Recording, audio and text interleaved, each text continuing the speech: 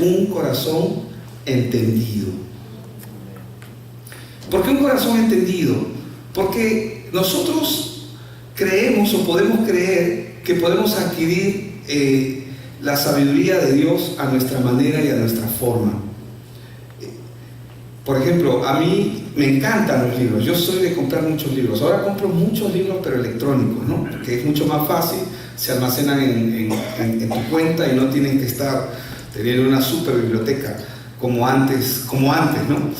Yo soy uno de los que compra muchos libros. Los libros son buenos, pero hay sabiduría humana, pero hay sabiduría que viene netamente, íntegramente de Dios, que no tiene nada que ver con el conocimiento humano. Y para poder entender esto, quiero que vayan conmigo, por favor, a Primera de Reyes. Voy a leer desde el capítulo 3, voy a leer desde el verso 7 hasta el verso 9, y quiero que podamos comprender lo que la Escritura nos dice aquí. En el verso 7 es el rey Salomón, que ha sido, bueno, aún no es rey. Salomón va a heredar el trono del pueblo de Israel, y él hace esta oración. Ahora pues, Jehová, Dios mío, él está hablando con Dios en un tiempo de su intimidad. Tú me has puesto a mí, tu siervo, por rey en lugar de David, mi padre. Y él dice, yo soy joven y no sé cómo entrar ni salir. Y tu siervo, dice, está en medio de tu pueblo, al cual tú escogiste, un pueblo grande que no se puede contar ni enumerar por su multitud. Da pues a tu siervo, y él le pide un corazón, o corazón entendido, dice ahí. En otra versión le dice un corazón entendido. Amén, diga conmigo, un corazón entendido. Para juzgar, dice. Un corazón entendido para juzgar a tu pueblo y para discernir entre lo bueno y lo malo, para poder diferenciar, ¿verdad? Porque ¿quién podrá gobernar tu pueblo tan grande? Ninguna posición de ninguna persona es casualidad. Tú estás en el lugar donde estás porque Dios así lo ha querido. Sean príncipes, sean gobernantes, sean atletas, sean empresarios, sean... no importa la disciplina, el lugar donde tú estás es un lugar donde Dios ha permitido que tú estés. ¿Me dejo entender? Ninguno es casualidad.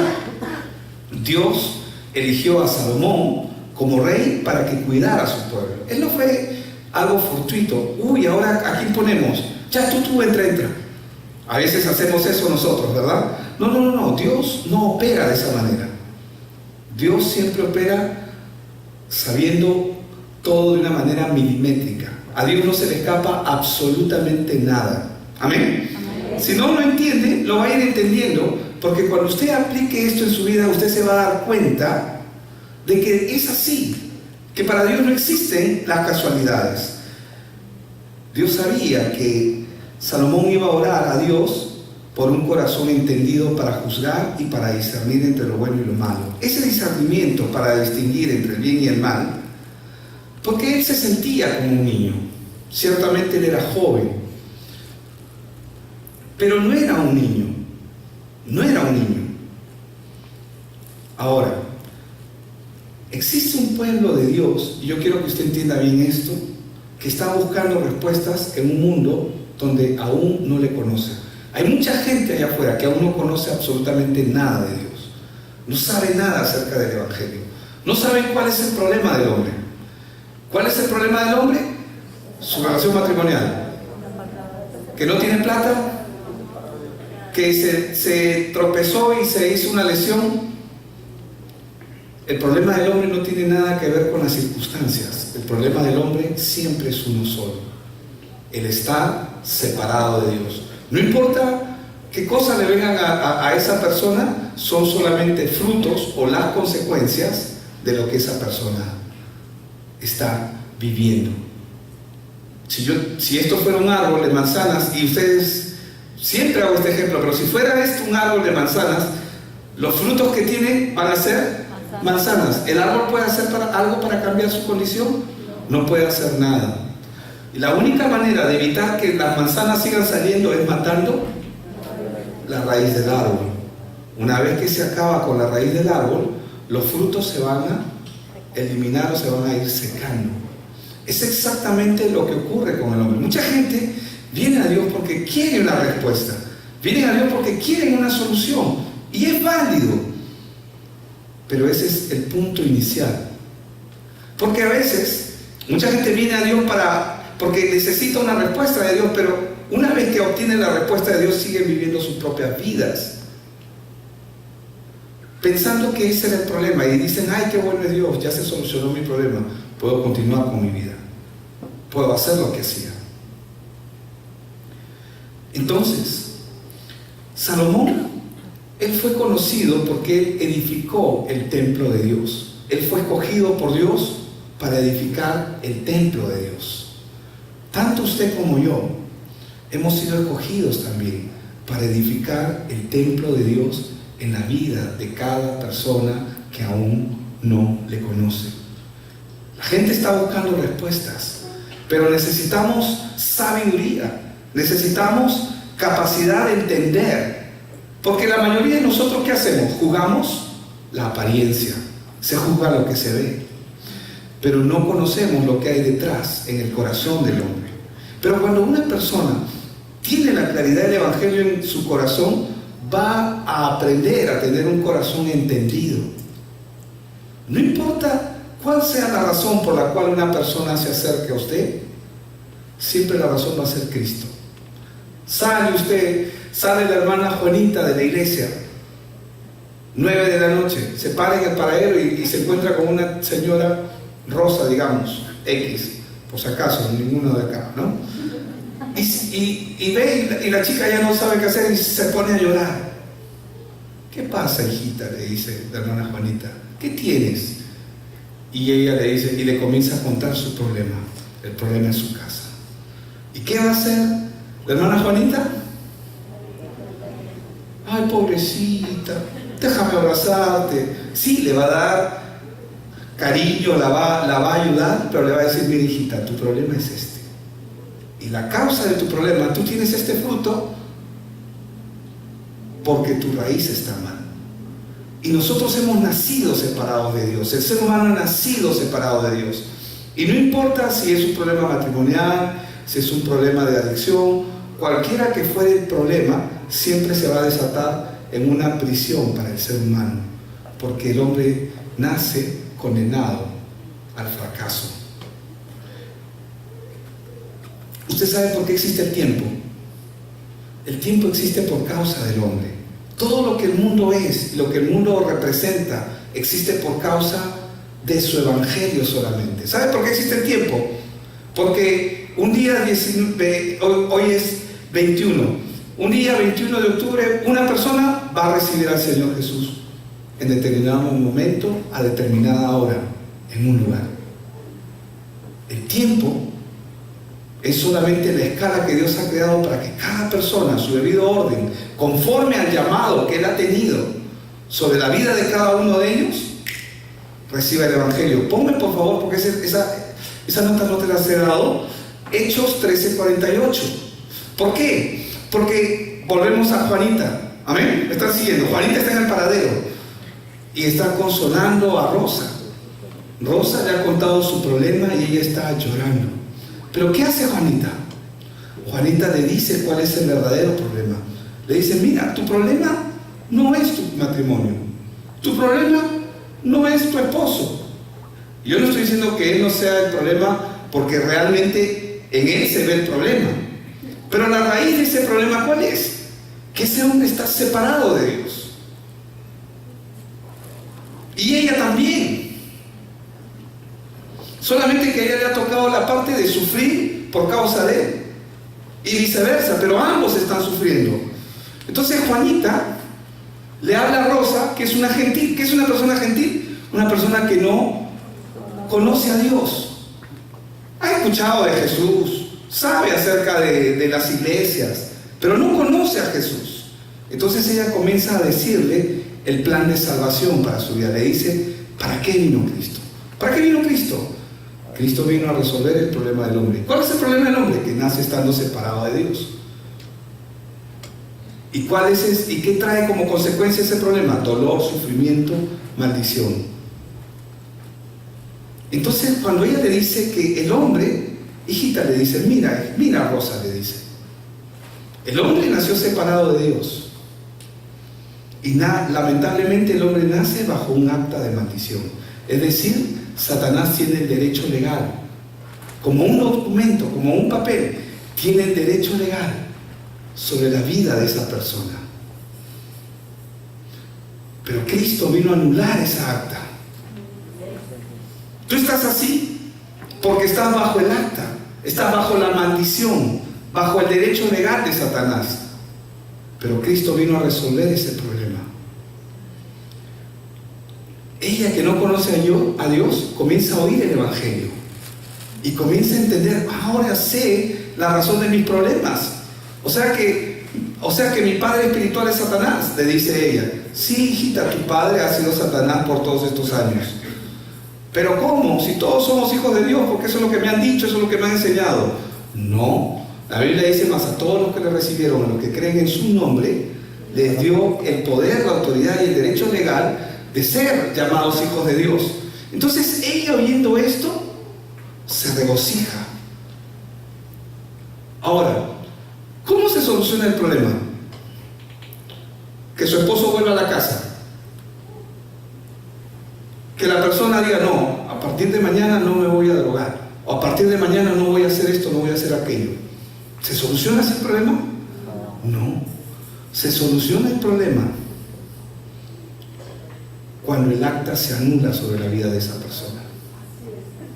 Cuando el acta se anula en la vida de esa persona, el acta legal que solamente Cristo puede romper, en ese momento se resuelve el problema. Pero el problema aparente puede estar. Si acá existiera una cañería, digamos, no hay, ¿no? Pero acá hay una cañería que sale petróleo, digamos, o pintura negra que comienza a inundar todo este lugar, y se ve negro y se ve feo y nadie quiere venir, nadie quiere pasar por este lugar. ¿Limpiando se soluciona el problema? No, si la cañería está rota, el problema sigue. Pero si yo arreglo la cañería que está rota y aún así no haya limpiado, pero quede sucio, pero si arreglé la cañería, ¿se solucionó el problema? No. Sí, se solucionó el problema, porque ya es cuestión de tiempo, después se limpia el resto. Entonces, ella,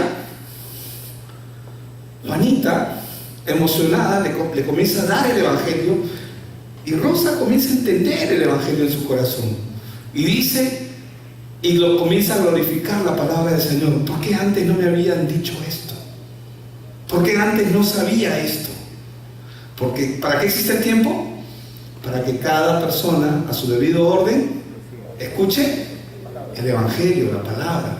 El tiempo existe por causa del Evangelio, y es un beneficio para el hombre. Amén. ¿Me están siguiendo, verdad? Entonces, ellos se regocijaban y glorificaban la palabra del Señor. ¿Y qué dice? No solo es que Rosa no estaba sola ahí. Rosa estaba llorando, pero habían otros en el paradero, que, si bien es cierto, no tenían el mismo problema de Rosa, pero también tenían sus propios problemas, pero también escucharon que Jesús vino a anular el acta de maldición sobre sus vidas, y creyeron todos los que estaban ordenados para vida eterna. Pon Colosenses 2:15, por favor. Entonces, ¿qué es lo que está ocurriendo ahí? ¿Qué es lo que está pasando ahí? El mensaje de la palabra está fluyendo. ¿Qué es el mensaje de la palabra? No es un sermón religioso, aunque tiene forma de un sermón religioso. Son las buenas noticias para la gente que está sufriendo. ¿Qué buenas noticias? 2:14. Que Cristo anuló el acta de los decretos que había contra nosotros. ¡Qué buenas noticias! Que esta acta nos era contraria, pero Cristo la quitó de en medio y la clavó en la cruz. Y en el verso 15, ahora sí, Dice que Él despojó a los principados y a las potestades y los exhibió públicamente, ¿qué cosa? Triunfando sobre ellos en la cruz. Entonces todos los que estaban ahí en el paradero se llenaron de gozo. ¿Por qué? Los que tenían oídos para oír lo que el Señor estaba diciendo a través de la vida de Juanita. Juanita, la hermana, tengo el permiso de usar su nombre porque ella no iba a poder estar acá por su edad. Estamos hablando de una hermana muy mayor. Amén. Entonces, Dios escogió a Salomón. Él le pidió un entendimiento, un corazón entendido. Hermano, nosotros no debemos tener un corazón religioso. Debemos tener un corazón entendido. Porque el evangelio que nosotros predicamos no consiste en formatos, en reglas. Párate bonito, firmes, atención, haz esto, haz aquello. No, está mal lo que estás haciendo. No, nosotros tenemos que llevar a la gente a que conozcan a Cristo. Cuando nosotros llevamos a que la gente conozca a Cristo, ¿qué es lo que va a ocurrir? La relación de una persona con Dios, con Cristo, va a llevar a esa persona a que viva una vida digna. ¿Me dejo entender? Su comportamiento es consecuencia de su relación. Yo no me comporto bien para acercarme a Dios. Mi comportamiento es fruto de mi relación con el Señor. ¿Me dejo entender? Entonces, un corazón entendido es lo que Dios quiere que nosotros tengamos. Un corazón entendido. No importa cómo usted llegó acá, así tenga poco tiempo o tenga mucho tiempo, usted es un escogido, una escogida de Dios. ¿Para qué? ¿Para qué me ha escogido, Señor, el pastor, el Señor? ¿Para qué me ha escogido? ¿Sabes para qué? Primero te ha llamado para resolver el problema principal que había en tu corazón. Pero Él te ha llamado para que seas también un restaurador. Salomón fue llamado, Dios lo escogió para que él construya el templo de Dios. ¿Por qué? Porque el pueblo no estaba honrando a Dios como debía de ser. Y Dios lo escogió a él para que él edifique el templo de Dios. Ahora, de la misma manera, cada persona en el mundo, de repente va a sonar nuevo lo que le voy a decir, pero cada corazón de cada persona es un altar que puede estar honrando a Dios o es un altar caído. Cada corazón de cada persona que está caminando en el mundo es un altar, es un santuario. ¿Qué cosa hay santificados? Algunos es Facebook, YouTube, Twitter, ¿verdad? No sé qué más hay. WhatsApp, Instagram. Eso es normalmente en los jóvenes, ¿no? En otros, ¿qué hay? Trabajo. No estamos diciendo que esté mal. En otros, el santuario, en ese trono, en ese altar, ¿qué puede haber? Hijos, esposos, personas. No lo sabemos. Y no estoy diciendo que no debemos amar a la pareja. Tampoco estoy diciendo que no se debe amar a los hijos. Pero a veces están en la posición incorrecta. Porque nuestro corazón es un altar que ha sido llamado para que Dios tenga lugar en ese corazón. Pero si Dios no está, ¿quién está? Amargura, rechazo, ira. Pueden ser muchas cosas. La gente que está en las calles tiene un altar caído. ¿Me dejo entender? Tienen un altar que Dios nos ha llamado a nosotros a reparar ese altar. Amén. Dios nos ha llamado para que nosotros contribuyamos a que cada persona primero pueda ser libre. Cuando hablamos de distinguir o discernir entre el bien y el mal, no estamos hablando de acciones como por ejemplo distinguir entre acciones buenas y malas. ¿Cuántos saben aquí qué es bueno y qué es malo? Todos lo sabemos. El ladrón sabe que robar es malo y roba. ¿O no es así? Así es. Estamos hablando de distinguir entre el bien y el mal dentro del estándar que Dios tiene, que es un estándar diferente. Vamos a ver, y quiero que vayamos juntos, quiero que me ayuden y vamos juntos a la palabra. Veamos cómo fue desde el inicio.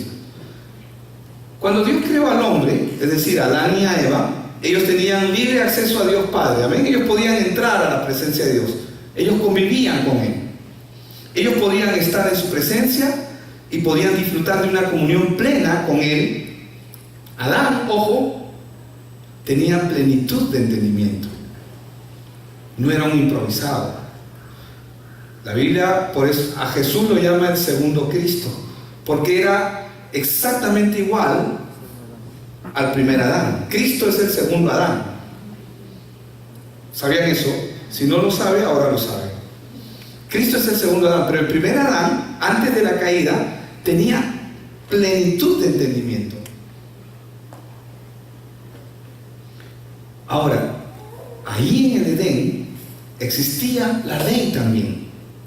Por supuesto que sí existía, y ellos estaban, tanto Adán como Eva, en la capacidad de cumplir la ley sin ningún tipo de esfuerzo, porque ellos eran puros y eran santos. La Biblia nos enseña que la ley de Dios siempre ha existido, y bíblicamente está marcada en el corazón de los hijos. Y cuando hablamos de hijos, no solamente hablamos del hombre, en Adán y en Cristo, sino que también hablamos de los ángeles. Jeremías 17:1. ¿Qué nos dice? Cuando habla del pecado, el pecado de Judá dice, y entendamos por pecado la transgresión, los frutos malos, el fruto malo que da una persona, que da el hombre. La Biblia dice errar en obedecer a Dios, errar en el blanco. El pecado de Judá escrito está con cincel de hierro y con punta de diamante esculpido, está en la tabla de su corazón y en los cuernos de sus altares. ¿Qué es lo que está escrito allí en el altar? Las transgresiones, el pecado, lo que la ley dice que el hombre no debe hacer y hace. Vamos a ponerlo esto en práctica. Una persona que no conoce a Dios, ¿cómo está su altar? Caído. Ese altar necesita ser restaurado. Amén. ¿Me están siguiendo? Ahora, porque la ley ya está en el corazón del hombre. ¿Adán y Eva sabían lo bueno y lo malo? Sí sabían lo bueno y lo malo. Y tenían plenitud de entendimiento. Adán tenía capacidad de discernir. Ahora, vamos a Romanos 2, 14 y verso 15. ¿Qué dice? Pero cuando los gentiles que no tienen ley, dice, hacen por naturaleza lo que es de la ley, estos, aunque no tengan ley, ¿qué dice? Son ley para sí mismos, mostrando la obra de la ley escrita en sus corazones, dando testimonio su conciencia y acusándoles o defendiéndoles sus razonamientos. Entonces, ¿qué es lo que nos está diciendo este verso? Cuando está hablando porque cuando los gentiles no tienen ley, no significa que no sepan qué es la ley. La ley está en sus corazones. Está hablando de que los gentiles que pecan sin darse cuenta que son pecados, pero la mayoría sabe, ¿no?, que hace lo malo y que hacer lo malo está mal. Ahora, lo interesante aquí es que el hombre, cuando el hombre pecó, cuando el hombre desobedeció, su nueva condición lo incapacitó totalmente de cumplir la ley. El hombre ya nunca más puede hacer lo bueno, por más que esto quisiera él. Su nueva condición lo incapacitó por la eternidad de cumplir la ley de Dios. Por eso es que fue separado. Ahora, Adán no solamente perdió la capacidad de cumplir la ley de Dios, sino que también, por ende, perdió la capacidad de cumplir el plan y el propósito que que Dios tenía para su vida. Cuando nosotros comenzamos a mirar la vida de nuestro Señor Jesucristo, vamos a ver algo extraordinario en Él. ¿Qué es lo extraordinario que vamos a ver en Cristo? Que Jesús nunca hizo nada por su propia cuenta. Todo lo que veía hacer al Padre, eso hacía. Entonces, ¿qué pasó con Adán después de la caída? Tuvo que ser expulsado. La Biblia nos dice que Dios tuvo que expulsarlo para que no sea fulminado por la santidad de Dios. Si vamos a Génesis 3:10, dice en Génesis 3:10, y él respondió, ¿verdad? Y le dice a Adán a Dios, ¿qué le dice? ¿Qué oyó? Oí tu voz. Su voz. ¿Qué oyó? Tu voz. Si Dios hubiera estado presente en ese momento delante de él, ¿qué hubiera ocurrido? Lo hubiera eliminado. Porque la santidad de Dios no puede convivir con la persona que está bajo pecado. Lo hubiera fulminado en el momento, por su santidad. Por eso es que la Biblia dice que y la voz de Dios se paseaba en el huerto. No dice que Dios se paseaba. ¿Por qué? ¿Acaso Dios no sabía qué había hecho Adán? Sabía. No sabía. Entonces, ¿por qué no fue personalmente? Porque su santidad lo iba a eliminar. ¿Y Adán sabía que podía ser eliminado? Sí. Y lo dice ahí, ¿no? Oí tu voz en el huerto y tuve miedo. ¿De qué tenía miedo? De ser eliminado. Se escondió. Porque Dios no puede convivir con una naturaleza de pecado. Por lo tanto, él tuvo que esconderse. Como Adán quedó bajo esta condición y el mundo, Dios tuvo que echarlo del paraíso. Tuvo que echarlo. Entonces, ¿qué pasó después?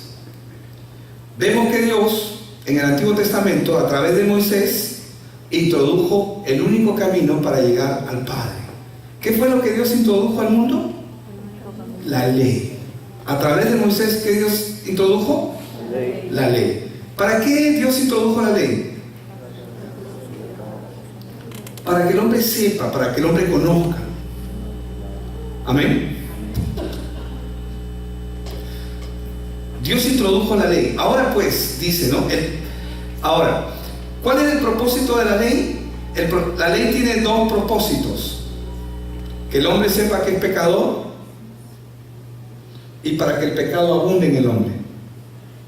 Si no me cree, Romanos 3:20 dice que por las obras de la ley ningún ser humano será justificado delante de Dios, porque por medio de la ley es el conocimiento del pecado. Y Romanos 5:20 nos dice que la ley se introdujo para que el pecado abundase, mas cuando el pecado abundó, sobreabundó la gracia. Entonces, vemos dos propósitos acá de la ley: que el hombre sepa que es pecador y que el pecado abunde en él. ¿Para qué? Para que cuando Dios se tope con los mandamientos, ¿cuántos se acuerdan de los 10 mandamientos? Todos los hemos estudiado, ¿verdad? En la época mía había el curso de religión. Creo que ahora ya no hay ese curso. No sé, solamente algunos colegios lo tienen. Pero, y cuando nosotros comenzamos a mirar la ley de Dios, digamos los 10 mandamientos, por tomar una muestra, porque son 613 mandatos, nos damos cuenta que no podemos cumplir la ley. Amarás al Señor sobre todas las cosas, ¿se acuerdan? ¿Verdad? No robar, no mentir, no dar falso testimonio, no codiciar. Y comenzamos a recordar la ley, pero la ley está dada para que el hombre sepa que no puede cumplirla. Entonces, Dios introdujo la ley para que el hombre sepa su condición, pero no para que el hombre necesariamente la cumpla. Aunque cumplir la ley trae buenos beneficios al hombre, como vivir una vida moral alta, tener una buena economía. La gente que sigue los principios bíblicos tiene éxito, pero el hecho de que viva principios bíblicos no significa de que sea cristiano. Una vida basada en principios y valores sin Cristo se convierte en una imitación de la vida cristiana. No necesariamente significa que la persona que vive principios y valores sea cristiano. ¿Me dejo entender? Ahora, entonces, Dios introdujo la ley ¿para qué? Para que el hombre sepa su condición, pero no para que el hombre la cumpla, porque el hombre nunca iba a poder cumplirla. Nunca. Entonces, ¿para qué introdujo Dios la ley? ¿Por qué puso la ley si el hombre no puede cumplirla? Dios puso la ley para que Cristo cumpla la ley. La ley está puesta para que Él la cumpla. No tú, no yo. Solo Cristo puede cumplir la ley. Está establecida para que Jesús cumpla la ley. Pero ¿cuál es el tema aquí? Yo voy a ser breve en esto. Cuando una persona puede cumplir 1 o 2 mandamientos, digamos, ¿no? Por ejemplo, yo no robo, yo no miento. ¿Cuántos ya perdieron la práctica de mentir, por ejemplo, ¿no? De robar. No quiero ver sus manos. Yo sé que usted ya perdió la práctica de eso, ¿no? Ya no practicamos la mentira, ya no practicamos esas cosas y nos sentimos bien. Porque vivir los valores que Dios da nos hace sentir bien, ¿o no es así? Eleva tu vida a un nivel superior.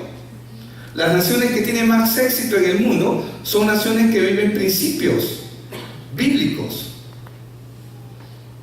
Pero cuando uno puede cumplir 1 o 2 de los mandamientos, esto trae una falsa sensación en el corazón del hombre que le hace creer, le hace pensar de que sí, yo no robo, yo no miento, me siento bien, me siento mejor que otros, y le da una sensación al hombre de que él puede cumplir toda la ley.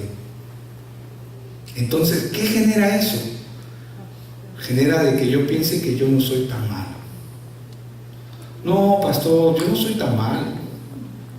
Sí, yo soy, pero hay gente más mala que yo. Yo soy malo, sí, pero a veces nada más, ¿no? ¿Quién no se molesta una que otra vez en tu vida? O en la vida. Eso le genera al hombre una sensación de que él puede alcanzar la justicia de Dios por sus propios méritos. Y eso es un error. ¿Por qué? Porque uno de los problemas más grandes que existe en la humanidad es cuando la gente piensa que es buena. Y cuando uno piensa que es bueno, la gente difícilmente viene a Cristo porque siente, Él ya está conmigo. Cuando Jesús estaba caminando en la tierra, ¿qué hace con las prostitutas? ¿Qué hace con los ladrones? ¿Qué hace con los miserables? Vente, este es tu equipo. Vente a caminar con nosotros. Porque los fariseos eran gente íntegra, moralmente intachable.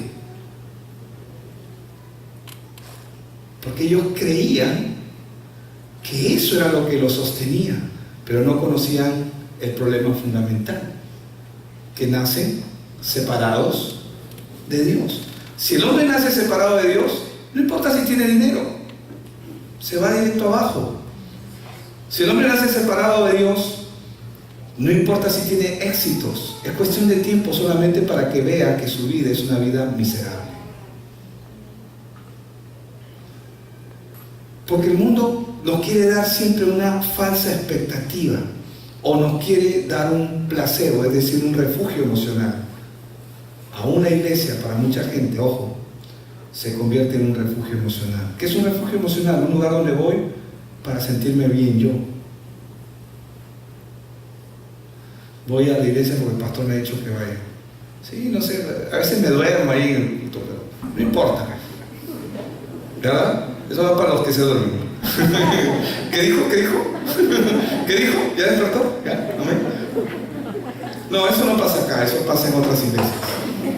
No, sí pasa aquí. Si le preguntamos a alguien, ¿quién es Dios para ti?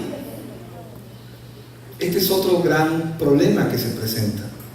Si le preguntamos a alguien, ¿quién es Dios para ti? Oye, ¿quién es Dios para ti? Y muchos van a hablar probablemente de su experiencia con Dios, Y cada persona podría dar una perspectiva diferente de acuerdo a su experiencia. Pero cuando nosotros hablamos de Dios por nuestra experiencia, y no estoy diciendo que nuestra experiencia sea mala, cuando nosotros hablamos de Dios basado en nuestras experiencias emocionales, y puede ser que podamos estar muy agradecidos y nadie duda ni niega lo que cada uno ha vivido en Dios, pero si la palabra de Dios no está involucrada, es muy probable que esa persona conoce a Dios, pero solamente está en la puerta, pero aún no conoce quién es verdaderamente Dios.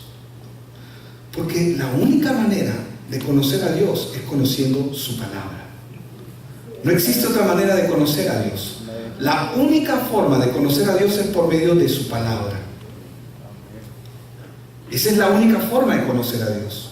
Entonces, ¿qué tanto uno conoce a Dios? Es ¿qué tanto conoces de su palabra?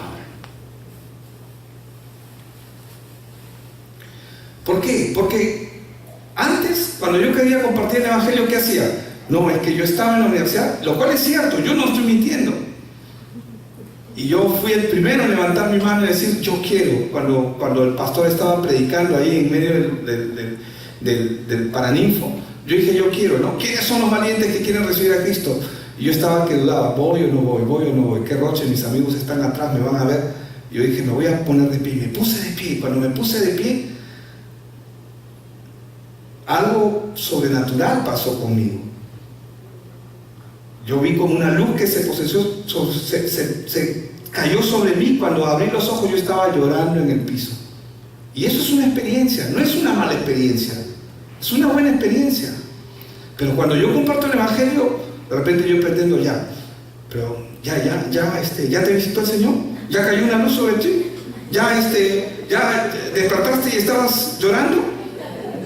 Me dejo entender, queremos que la gente viva nuestra experiencia, y es una mala manera de comunicar el Evangelio.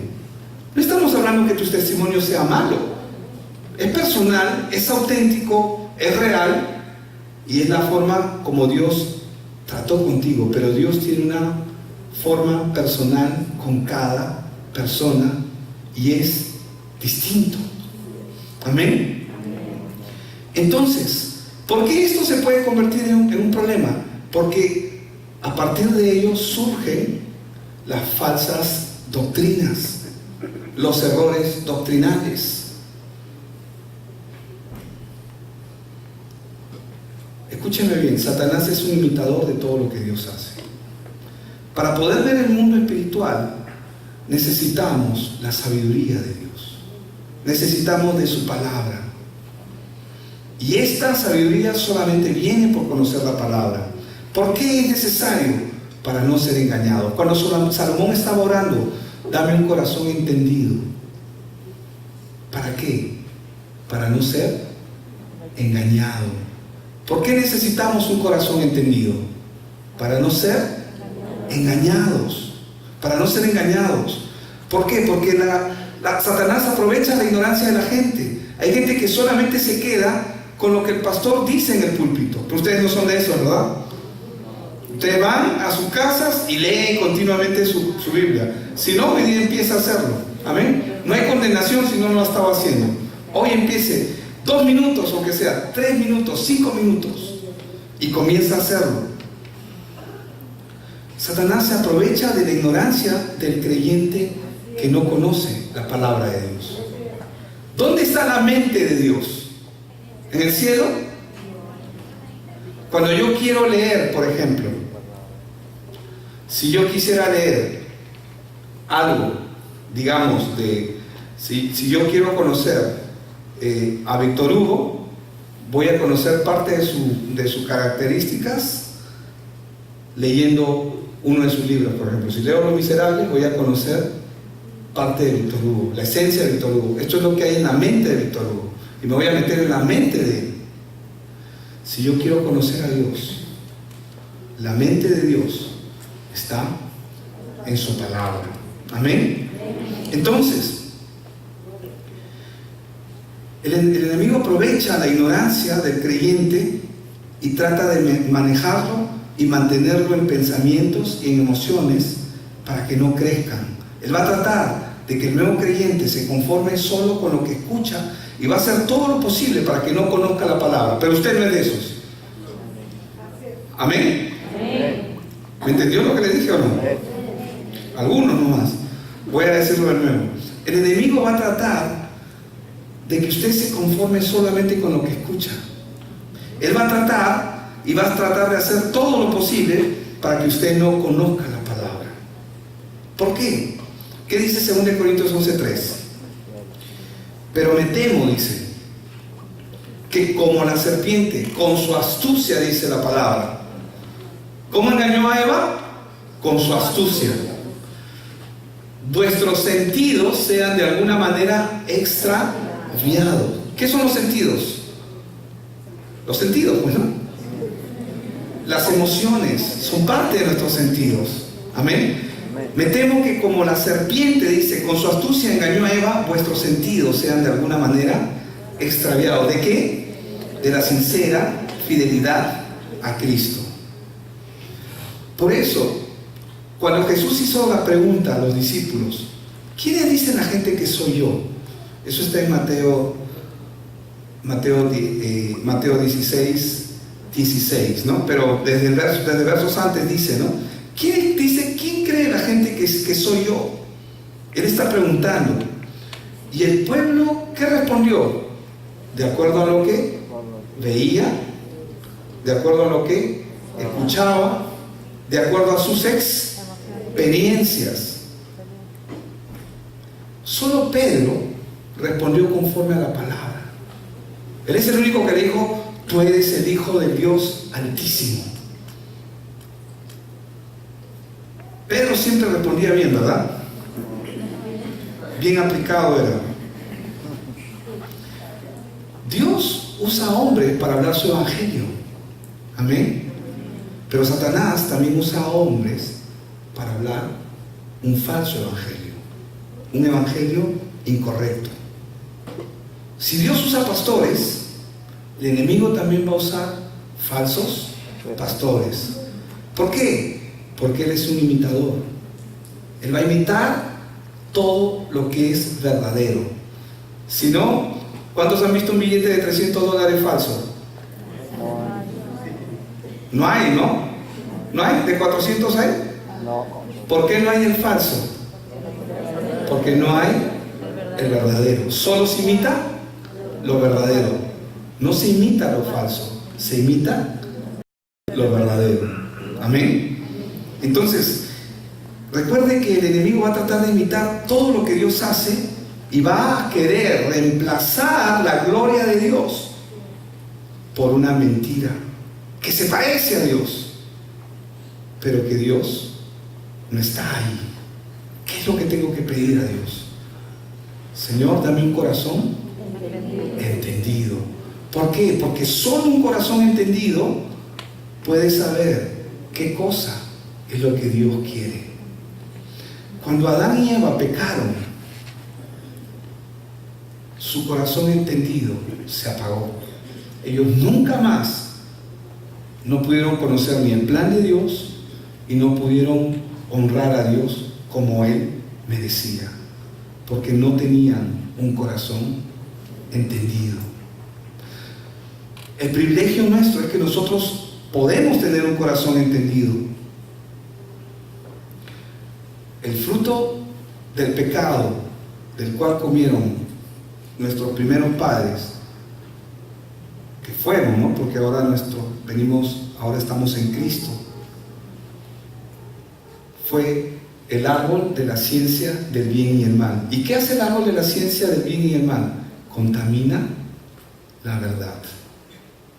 Mezcla la verdad de Dios con la mentira que existe en el hombre. Entonces, ¿qué tenemos que entender? Que no son las buenas acciones las que nos van a distinguir entre un hombre usado por Dios y otro usado por Satanás. Porque la Biblia dice, cuando habla de él, dice que él se viste como ángel de luz. Y si Él se viste como ángel de luz, ¿para qué es? Para que se parezca exactamente igual a Dios, pero no es Dios. Se parece. Cuando Jesús vino a esta tierra, Dios le había confiado a su pueblo las Escrituras, para que ellos estén atentos mirando a ellas, porque las Escrituras iban a dar testimonio del Salvador que iba a venir. Pero cuando Jesús vino, ¿quién estaba con los líderes religiosos? Jesús lo dijo: vosotros sois de vuestro padre el diablo. ¿Quién estaba con ellos? Satanás. Él era el que los agitaba en contra de Jesús. Él estuvo con los fariseos, con los saduceos, con los celotes y los samaritanos, que eran sectas que andaban independientes, pero por causa de Cristo se confabularon. Todos se confabularon contra Cristo, y así lo dice el Salmo 2. El Salmo 2 dice: ¿por qué se amotinan las gentes y los pueblos piensan cosas vanas? Se levantarán los reyes de la tierra y príncipes conspirarán contra Jehová, contra su ungido, diciendo: rompamos sus ligaduras y echemos de nosotros sus cuerdas. Ellos solamente fueron instrumentos, pero quien estaba detrás de todo esto era el enemigo. La única manera de poder discernir lo que es de Dios y lo que no es de Dios es por medio de la palabra. Y para eso, ¿qué necesitamos tener? Un corazón entendido.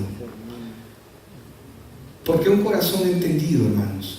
Porque un corazón entendido es el único que va a poder no solamente discernir, sino hacer lo que es conveniente, hacer lo que Dios nos ha llamado a hacer lo que es correcto delante de Dios.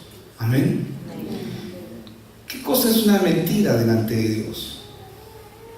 Un mentiroso es aquel que añade o quita la palabra. Basta que añada un punto o quite otro punto, la Biblia lo considera un mentiroso. Proverbios 36 dice: no añadas a sus palabras para que no te reprenda y seas hallado mentiroso. No podemos añadir a la palabra de Dios. Amén. Deuteronomio 4:2 dice: no añadiréis a la palabra que yo os mando, ni disminuiréis de ella, para que guardéis los mandamientos de Jehová vuestro Dios, que yo ordeno. Cuando Salomón pidió a Dios por sabiduría, por un corazón entendido, ¿por qué él pidió un corazón entendido? Porque él estaba llamado a edificar el templo de Dios. ¿Por qué usted y yo necesitamos un corazón entendido? Porque hay mucha gente afuera que son altares vivientes. Toda la gente que está caminando afuera son altares vivientes que están honrando algo en sus corazones. Pero en ese corazón caído, ¿quién tiene que estar? Dios, Cristo. ¿Y quiénes son los llamados a edificar esos corazones? El pastor, los líderes, todos nosotros. Amén.